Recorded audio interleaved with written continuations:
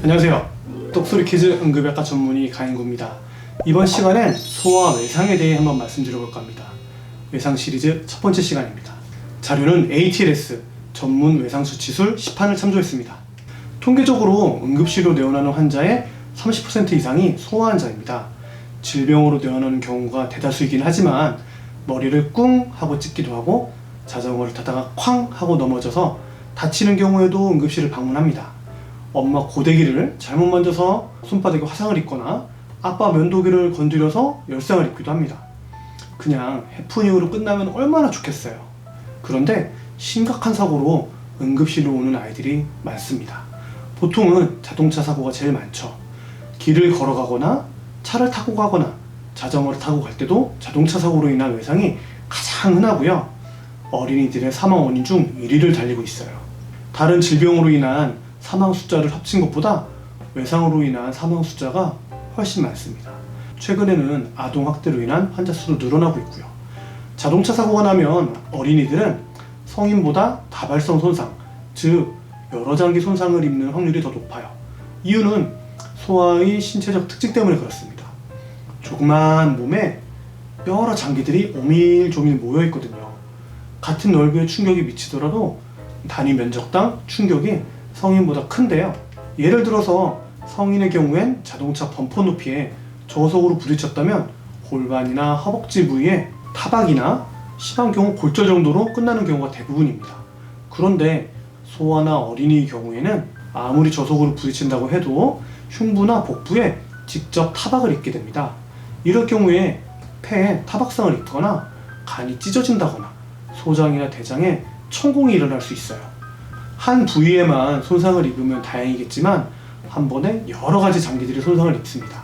그래서 어린이가 교통사고나 외상을 당했다는 정보를 듣게 되면 이런 이유들로 인해서 의료진들은 등에 땀이 송골송골 맺히죠.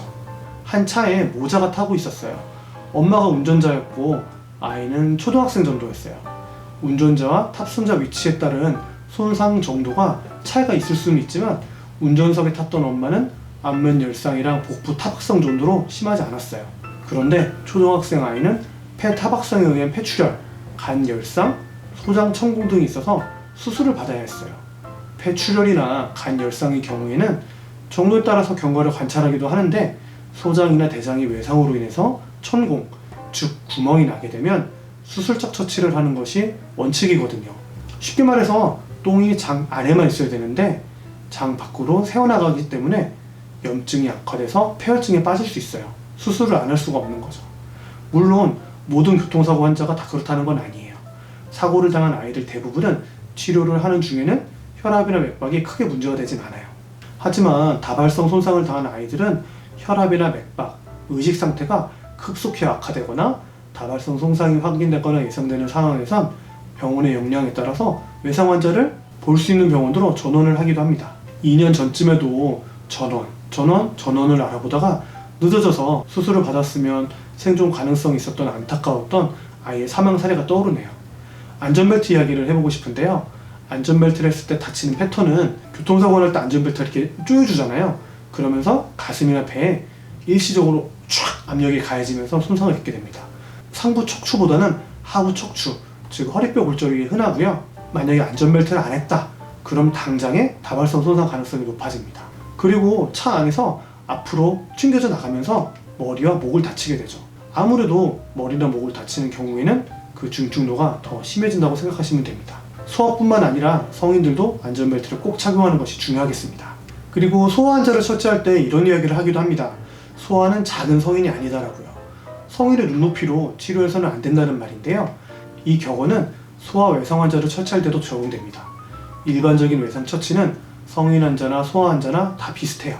그런데 성인과 다르게 고려해야 할 점은 대부분의 소아 외상 환자에게서 머리 손상이 동반되는 경우가 많다는 거예요. 아무래도 머리와 몸 비율이 성인보다 높기 때문이에요. 아기 때는 다 이렇게 머리가 크잖아요. 저도 머리가 큽니다.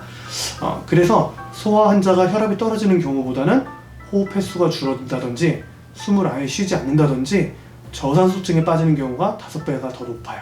성인들은 중증 외상의 경우에는 보통 혈압이 떨어지는 경우가 더 많습니다. 혈압이 떨어지고 2차적으로 산소 수치가 떨어지는데 아이들은 숨을 잘 못 쉬어서 발생하는 부작용이 더 많다고 생각하시면 되겠습니다. 그러면 1차적 치료의 방향을 어디로 잡아야 될까요? 네, 맞습니다. 들어보신 적 있으시겠지만 A, B, C 중 기도 유지와 호흡에 우선적인 관심을 가져야 합니다.